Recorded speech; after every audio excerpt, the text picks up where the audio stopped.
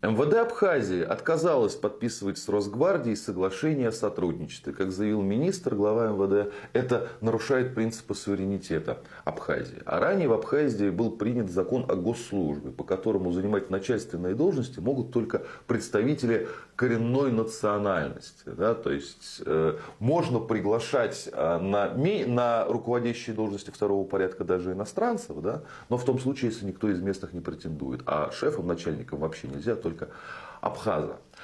Что происходит? Да, неужели Абхазия пошла по антироссийскому пути, по пути русофобии? Ну, попробую из нескольких пунктов обрисовать картину. Начнем с этого закона. Да.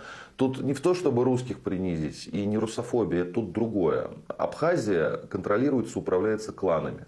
Да, кланы, да, в традиционном смысле, хоть в шотландском традиционном смысле. Оппозиция и власть меняются местами, кланы остаются. Кланы не заинтересованы в конкуренции, они заинтересованы, чтобы сохранить свое, да, вот это вот свое клановое, на чем они сидят десятилетиями. Им не нужна конкуренция, им нужно, чтобы все люди везде были свои, отобранные, чтобы все было в своих руках. Поэтому вот отсечение конкурентов в плане госслужбы, да, которая, это ключевое, имеет значение для обеспечения кланов. Да, это в том, в чем заинтересованы власти и оппозиция. Это не русофобия, это коррупция, тройболизм, кумовство. То есть это другими словами называется. Первый момент. Второй момент. Конечно, никакое соглашение с Росгвардией суверенитет Абхазии никоим образом не ущемляло. Такие соглашения у Росгвардии есть с киргизами, с таджиками. Дело не в этом. Там просто соглашение о сотрудничестве. Да. Другой вопрос, что действительно для абхазов есть у них пунктик по поводу суверенитета. Вот мы за свою независимую страну воевали, она должна оставаться независимой и суверенной. Это коренным образом не похоже на то, что есть в Южной Осетии, например, где наоборот хотят воссоединиться с Россией, да, с Осетией, через нее с Россией. Но Абхазия, она прям за свою независимость, она не молится, это в национальном сознании важно. И на этом спекулирует, как правило, спекулирует тот клан, который сейчас находится в оппозиции. Кстати, после встречи представителей оппозиции с главой МВД Абхазии, собственно, МВД и заявила об отказе подписывать соглашение с Росгвардией. Да? То есть оппозиция на этом суверенитете спекулирует. В данной ситуации прям откровенно лжет. И это, к сожалению, в особо больных головах, у особо неумных людей порождает даже разного рода русофобские комментарии. Типа не надо подписывать с Россией никакое соглашение, потому что Россия нарушает международное право. Там уже отметились такими заявлениями. Это второй момент.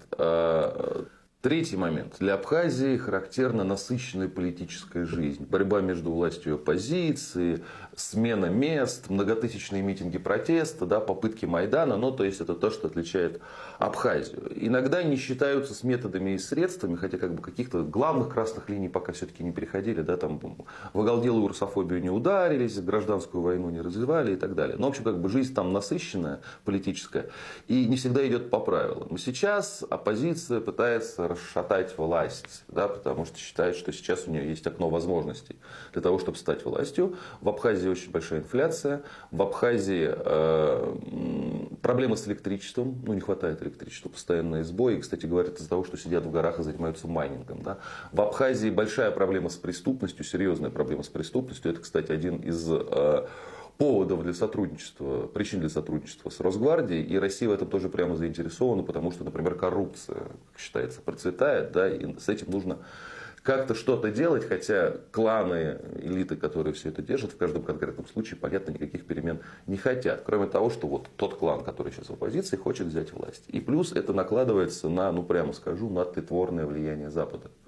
Что может показаться парадоксальным. Но есть всякие некоммерческие, неправительственные объединения в Абхазии, да, существующие за западный счет, по сути. Да. Есть такие, не СМИ, а телеграм-каналы, например, да, которые проводят антироссийский взгляд на внутреннюю повестку, да, какой-то, который может быть выгоден нашим прямым врагам, противникам. Почему это, я понимаю, почему это кажется парадоксальным. Абхазия непризнанная республика, но что есть, то есть. Во-первых, то, что ее там не признают, это не значит, что с ней не работают.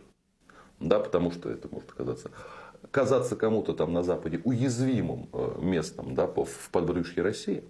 А во-вторых, Запад это же не только США, Британия. Да? Вот Запад это вообще НАТО. Да? И турки, например, как бы работают в Абхазии. А там у абхазов есть в этом отношении такая вот как бы маленькая проблема. Они маленькая, большая проблема. Они сколько лет, десятилетий в изоляции. Да? И до сих пор их никто не признает. И когда приходит практически любой иностранец, приносит какие-то деньги, говорит, я хочу у вас работать, его прям, ой, дорогой, иди сюда. То есть начальственную должность никому, но вот там, никогда это я уже сейчас сказал. Но, пожалуйста, да, вот как бы функционируй. Да?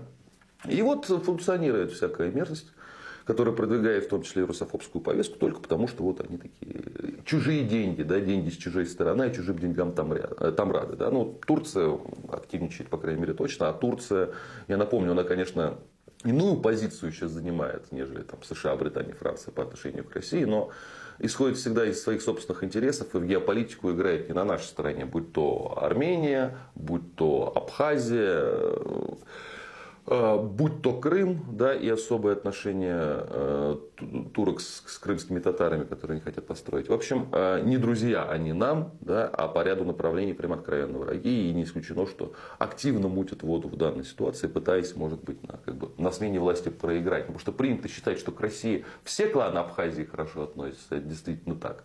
В том плане, что они понимают, что без России никуда, и Россия многим обязана. Да, те, которые в оппозиции, они как-то считаются более... Ну, не прозападные, но какие-то более националистичные, да, националистически активные, так вот можно сказать. Хотя тоже не русофобские. Но вот их борьба друг с другом, она вот сейчас максимально близко проходит от той красной линии, которую переступать нельзя ни в коем случае. Потому что никто в России не собирается поглощать абхазский суверенитет. Абхазии хотят помочь и часть своих проблем решить с преступностью за счет этой помощи. Да? И главное, если уж мы про суверенитет заговорили, единственная сила, по сути, да, большая сила, единственная страна, которая этот суверенитет обеспечивает в случае Абхазии, это Россия. Ну, вот и все, вот и точка. Вот почему эта линия именно красная и переступать ее нельзя. Надеюсь, понятно объяснил. Будьте здоровы, подписывайтесь на наш канал. И кому больше нравится в формате подкастов, в этом формате мы тоже есть.